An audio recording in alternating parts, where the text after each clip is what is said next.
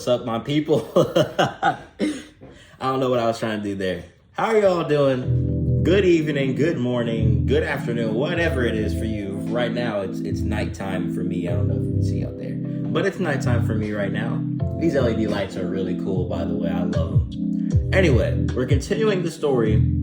After the story of Israel, they go into division and exile because their kingdom spirals downhill. So we're going to be talking about what that looks like and what's going on now. So, division and exile, let's continue with that. So, Solomon has a successor, which is his son, and that just makes sense. A king has a son, their son becomes the next king. So, his son, I might be saying his name wrong, Rehoboam, I think is how you say his name. Rehoboam, I could be messing up his name, but Rehoboam is Solomon's son, and he becomes king next.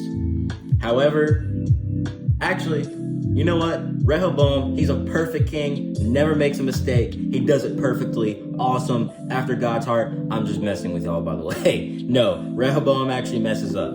He is a very oppressive king, and he strongly is after power. He's power hungry, and Rehoboam makes the Israelites live in such an oppressive way that it actually breaks the nation into two, the northern and the southern kingdom. So, the lineage of David is the southern kingdom, which is also known as Judah, which is where Jesus' lineage is. So, the southern kingdom is Judah. The northern kingdom is ultimately it's a moral train wreck. And they do some terrible things. Ultimately, they are not in right relation with God, sinning left and right, not repenting of their sins. The northern kingdom, they're power hungry, and they make a whole lot of mistakes. So, God actually hands the northern kingdom gets handed over to the Assyrian army in the 8th century of BC. So in 8th century BC, the Assyrian army takes over the northern kingdom. Then the southern kingdom, as far as morality goes, they're somewhat of a mixed bag. I mean, sometimes they do things where they are trying to go after God's own heart, but then at the same time, they sin and they are power hungry and they are going through those sins, military power, lust, and money. It gets a hold of the southern kingdom at times, but they're more of a mixed bag. And in the 6th century BC, the Babylonians come into play, and they actually destroy Israel's kingdom temporarily, ending Israel's kingdom as a whole. The nation is destroyed. So there's no kings, so we think. David's lineage, he actually has lineage that's still alive in Babylon. Really, really cool. God, even when it seems all hope is lost, still finds a way to bring about, he pulls, quite literally, this is why I like to think of it. God takes something from nothing, all the time. He takes something from nothing. So right now, even when it seems all hope is lost, and the kingdom has been handed over to the enemy, there's hope. And God's trying to restore them. So then, the Israelites are allowed to return a little bit later, more in a subdued fashion. They're allowed to come back after they realize God allowed the Israelites to be ruled because they were ultimately sinning against thee and thee only. Meaning, yes, of course, when you sin against other people. You sin against yourself. You sin against creation. But when you sin against thee and thee only, Almighty Creator of the universe. And so Israel had to realize we sinned against thee and thee only, and God wanted them to see that. And that is why he allowed them to go through that suffering, that torment and pain, and get captured by the enemy. Not because he hates them, not because he wanted payback, but because he wanted them to see that he's the only king that they can trust. So he allowed that to happen. But then they're allowed to turn back. And God's letting them back into their land. He's like, yeah, y'all messed up. All right, y'all messed up. And they're like, all right, we know we messed up. We're so sorry, God. And then they're repenting to him. It's beautiful. And then in his lineage, David, and I'm gonna botch this name.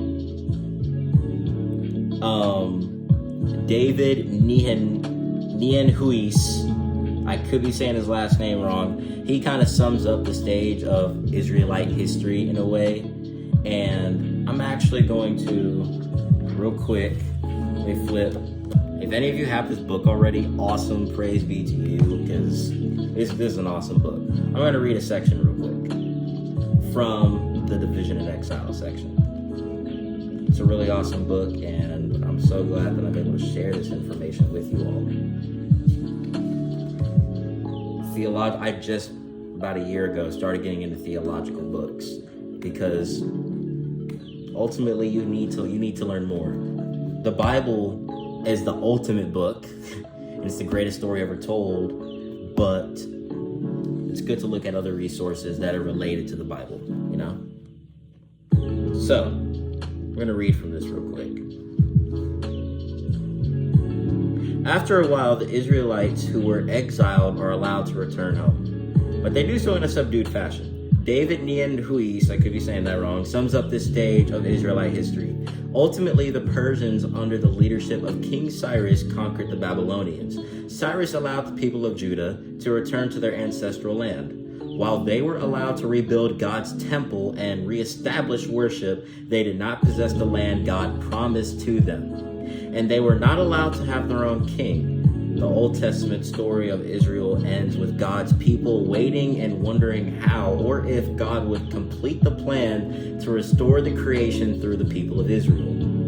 For centuries after this, the Israelites may have been asking themselves questions such as the following. What are we to make of God's earlier promises to Abraham, Isaac, and even Jacob? Promises of land, descendants, and blessing. Has Israel broken the covenant beyond repair? Will God still use Abraham's descendants to bless the nations? Has David's line become so corrupt that God's promise to him of an everlasting dynasty is now nothing more than a squandered birthright? Wow. Has David's lineage messed up so much, and not even just David's lineage, has Israelite as a whole, have they messed up so bad that they cannot be fixed beyond repair? That is impossible. No one is beyond repair. And we're going to see in the next part of the story, prophets and promises, how God continues to work in the Israelites' life. God bless. Hope I touched your heart today. The Holy Spirit touched your heart and empowered you in a way. Go make disciples, go make witnesses, and stay up, stay woke. I love you, my brothers and sisters. God bless.